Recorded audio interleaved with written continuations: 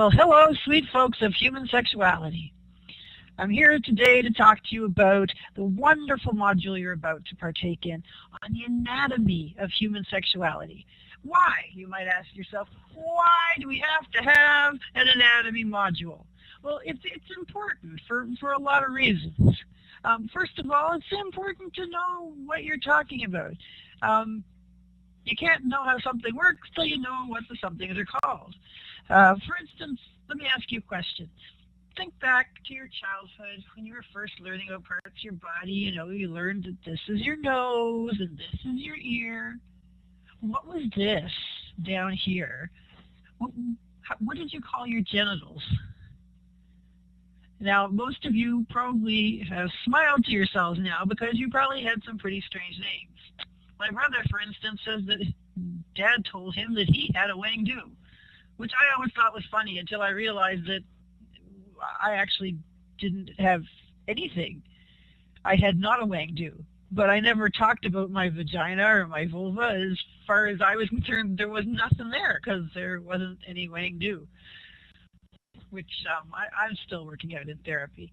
But which is why it's important to teach your kids how to talk about all the parts of their body and let them know that every part of their body is good. And especially when you're in human sexuality, it's important to be able to know how to name the parts of your body intelligently. Know where your vulva is. Know where your cervix is. Guys are thinking, I don't know where those are. I can't find them anywhere. Well, know where your penis is. Most of you do, I suppose. Know where your vas deferens is and what it does and how many sperm you're producing every single second. 1,500, by the way. So this is an exciting chapter because the more you know about your body, the better you know yourself, the more you're able to pleasure yourself, and the better you're able to pleasure your partners. And you can talk about things intelligently, and then you understand how it functions, and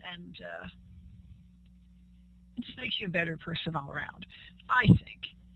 And education is important because we didn't always know the kinds of things that we understand today. For instance, they used to think in the Middle Ages that basically, in terms of genitalia, men had outies and girls had innies. In fact, they thought if girls ran and were jumping across the river or exalted themselves too much, that their penis and testicles would fall out and they'd become boys. So girls were encouraged not to be too active outside of the household duties. So in order to avoid all these pitfalls, I invite you to now partake in this wonderful module on anatomy. Talk to you next time. Bye-bye.